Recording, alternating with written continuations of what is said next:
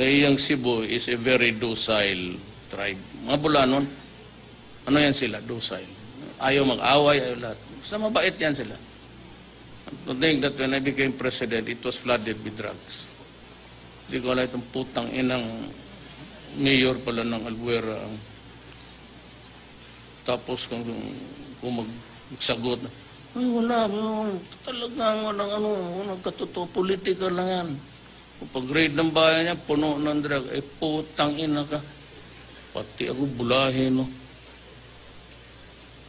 Patawag ko ang mga next, ang mga gobernador, sabihin ko talaga, warningan talaga ninyo yung, it's either I come out with my mission accomplished, or I go out to the presidency in shame. Pusta ko dyan, pagka-presidente ko, pati buhay ko. Walang ano. Sana maintindihan niya ako lahat.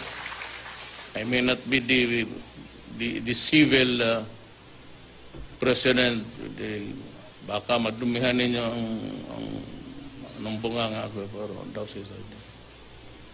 Nang ayaw ninyong kinig sila, alam ko wala dito. Pero ayaw lang marinig, sabi ko nga, I will kill you. Kung mamatay ka, gusto ka lang. Now, the bishops, the cardinals want to stop killing.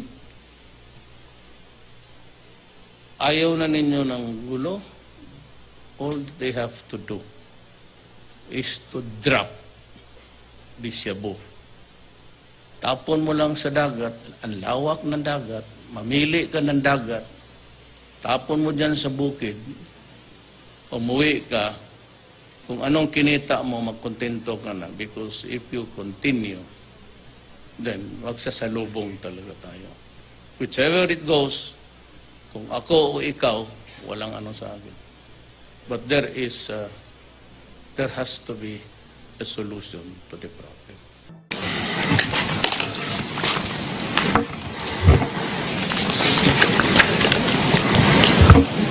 The Honorable Chairman and members of this joint committee, magandang umaga po. I am retired Police Chief Superintendent Vicente Loot, now Mayor of the Municipality of Banbantayan, Province of Cebu. I retired from the PNP after 33 years of service with untarnished and unblemished record. I am recipient of more or less 83 service medals, commendations, and recognition for heroism, bravery, gallantry, and action during military, combat, and police operations, as well as administrative and leadership accomplishment. Most notably are the following: Gold Cross, Bronze Cross medals, 5 Distinguished Service Medals, and Medalya ng Kadakilaan given by PAOK TF in 2001 for leading as a case officer the successful neutralization of a drug cartel based in Cebu but operating in Metro Manila. I was also awarded Most Outstanding Senior Police Officer of the Year 2009, Most Outstanding Staff Officer of the Year in PRO 7 2008. For the record, is the gentleman beside you your lawyer? Yes, sir. Kindly introduce yourself muna to the committee. My name is Attorney Delon Urot, Your Honors. Delon, D-E-L-O-N, Urot, U-R-O-T. Please proceed. I was also twice adjudged as Best Provincial Director of the Year of PRO 7 in year 2005 and 2006, and twice chosen as Most Outstanding Regional Field Officer of the Year of the Narcotics Group for year 2000 and 2001. With reputation built in 33 years, ruined and credibility stained, my name was dragged into this drug controversy by an alleged validated intelligence report linking me as protector of Kerwin Espinosa. The report specifically stated, as detailed in the news, that I was the original handler of Kerwin Espinosa after recruiting him to recycle confiscated drugs when I was still the regional chief of Regional Anti-Narcotics Unit 7. For the record, I was the chief of the NAR group Rano 7 starting July 2000 until 2002, when I joined the Philippine Center for Transnational Crime based in Camp Crame. In his testimony, Kerwin stated that he started selling drugs in 2004. 2 years after I left Rano 7. It is very clear now that the intel report is not really that intelligent, basically untrue and most likely fabricated by people whose shoes I may have stepped upon and whose report has been capitalized by our political enemies and whose influence have reached the office of the President. The Intel report further stated that I visited Carwin Espinosa in detention cell sometime March 2015. Hence, no charges was filed against him. This allegation defies logic, as sometime June 2013, when my name was floated by Mayor Erap as his personal choice to become District Director of MPD, a barrage of fictitious complaints through text messages and letters reached the GPNP and President Noy, linking me to protecting Kerwin Espinosa. So why should I visit him when I am already being investigated for protecting him? A ranking police official visiting a high-profile drug personality in a secured government installation with guards, logbooks, and CCTVs will never escape public consciousness and scrutiny. Though the fictitious complaints were eventually dismissed, as a consequence, I did not get the MPD command position. Now, from what Kerwin has bared before this hallowed chamber, his statement has effectively established the following: that we don't know each other ever since.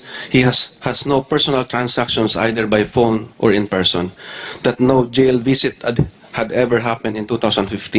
Number 3, that from the very beginning, the Intel report that was fed to the President, which was made as the basis of my name being dragged, is in fact baseless and fabricated. That the alleged conduit between Kerwin and I, a certain Police Chief Inspector Leo Laraga, is not known to me. I don't remember knowing him personally, or was he ever assigned under me in my previous unit assignments. In his statement before this body, he also denied knowing me, as he denied having received payola intended for me.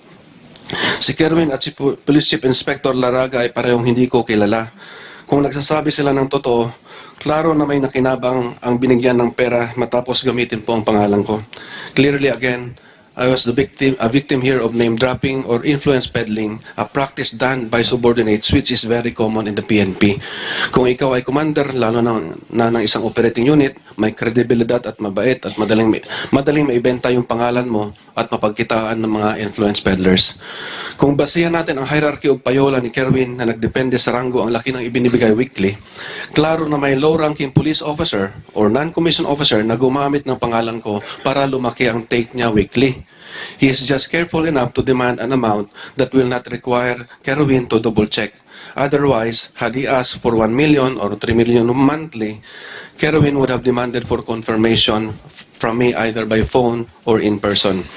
Hindi ko po alam kung ano ang assignment at kailan yon o anong taon nagigil si Police Superintendent Matira na hulihin si Kerwin, pero hindi niya nagawa dahil pinigilan daw namin ni Police Chief Superintendent Acer Dolina. Pero ang pagkakaalam ko po, pag alis ko po sa PRO8 noong December 26, 2012, nakakulong na si Kerwin sa Ormoc City Jail. At nakulong si Kerwin sa bisa ng warrant of arrest na galing sa Cebu pagkatapos na ibigay ko sa mga operatives ang information na may warrant siya sa Cebu. This statement therefore is obviously perjurious and a cover-up of Police Superintendent Matira's inefficiency. Isang palusot lamang para ipahid sa iba at mapagtakpan ang kanyang kakulangan sa pagganap niya sa kanyang trabaho. My assignment in the last 7 years of my career has been purely administrative in nature and culminated with my 2.5 years stint as director of the PNP Training Service until I retired in July 2015. My responsibility then was focused on ensuring competency of PNP personnel while performing their duties. I don't have the command and the mandate to discharge functions to conduct anti-criminality and anti-drug or anti-criminality campaign. Protection by a police officer to any criminals require position and command and control over the unit or personnel involved in such anti-criminality operations. In my case, I have none of the above. Logically, I cannot offer what I don't have. I only have the rank, the credibility, and the amiable and approachable personality that scalawags and unscrupulous people can use to peddle for their own vested interest. Your Honors, the past 5 months has been harrowing and painful to me and my family after having been subjected to trial by publicity. If you please allow me to also address the statements that tag my person as someone involved in drug trade wherever I was be assigned, particularly in regions 1, 2, 3, and 4. With all due respect, I could not be in any way involved in illicit operations in those regions since I was never assigned to such areas of jurisdiction. any period of time, except in a short stint of 6 months right after graduation in the academy from June 1982 to December 19. From my graduation in 1982, I was never position that I could use or take advantage to cuddle or protect drug operations until my assignment with the Regional Anti-Narcotics Unit 7 based in Cebu City in 2000 to July 2002. Second, I also wish unlawfully acquired assets by my family. With all honesty, Your Honors, much of what I have now are not mine in the first place. When I married my wife in 1991, she was already a millionaire, so to speak, while I had practically nothing. By operation of law, her properties, which she acquired during her single days before our marriage, became part of the absolute community, a property regime that practically makes her property mine too. My only investment in the said union is my family name that I gave her. Pertinent government records support this claim. With industry and perseverance, my wife was able to grow her net worth, acquire new assets, and expand her business that when she joined politics as vice mayor in 1992, 1 year after our marriage, she already has net worth of more than 82 million, all of which are as a cop. She went her way up through her honest conduct of entrepreneurship. From the start, we have been forthright in liabilities, cognizant that in the future, ill-willed personalities would assail the legality of our acquisitions. True enough, there have been questions in the past political enemies regarding the legitimacy of our community property. Lifestyle check has been done by the NBI, but same were dismissed by no less than the Office of the Ombudsman in a joint resolution dated 22 May 2014, a copy of which, to include other pertinent documents related to all her paraphernalia in community properties, has been submitted to the investigating body directly to conduct lifestyle investigation on us. Third, the report that I had been storing tons of cash at my basement is a tall tale and untrue. Not even the richest man on earth will do this. Our units for rent at Mandaue City and Bantayan have no basements. Certainly, it is just figment of imagination. Organized social media trollers and buzzers of our political enemies using fake accounts. Unfortunately, it reached the office of the President. As a politician, our house is open to our supporters and even to members of the media who frequently visit us. And lastly, the much publicized Isla de Gato with malicious insinuation that it has Shabu Laboratory because all of its caves and tunnel is not ours. The solid rock 2,000 square meter more or less island is owned by the government, was in fact declared by the municipal government as Fish Sanctuary even before my wife became the vice mayor in 1992. It was later declared as marine protected area because it is a natural habitat to endangered species and sea snakes and other marine species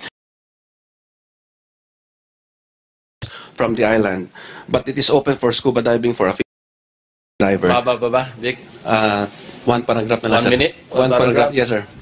Yung bilisan mo. The island indeed has caves and tunnels, but they are all underwater and actually home to sleeping sharks and variety of marine species. I am advertising our place, sir. Pwede mo nang i-submit na lang. Anyway, Yes, sir. yung gist nung statement mo, pumasok na nasabi mo na. Yes, sir. Last paragraph, sir, if I Okay, may. sige. Without a doubt, sir, issues were invented and eventually magnified simply because my wife is rich even before we met, became an independent politician, and later became in opposition in the 4th District of Cebu, who showed loyalty to Congressman Benhur Salimbangon and the then Governor and go wherever they go and bite the bullet for them. Without a doubt, the severe allegations hurled against me have taken a toll on my family, on the business credibility that my wife has established with banks, and on my reputation. My explanation today cannot guarantee my vindication already been done, but somehow the opportunity given me by this honorable committee will provide me with a starting ground from where I can slowly start picking up the pieces. To this, I offer my heartfelt thanks and appreciation to this Senate committee. God bless you always.